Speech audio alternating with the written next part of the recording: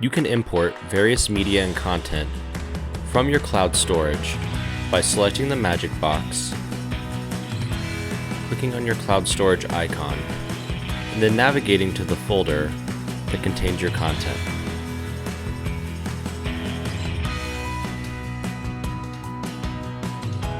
To add an image, touch or click and drag it onto the canvas.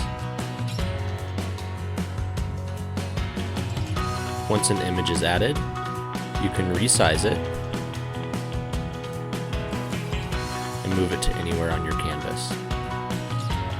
In addition to images, you can also import audio files,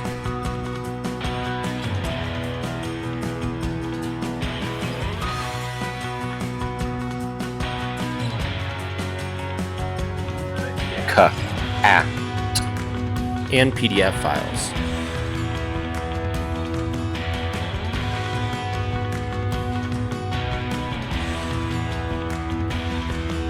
Note that on files like PDFs and audio files, to activate them, you must be in present or play mode.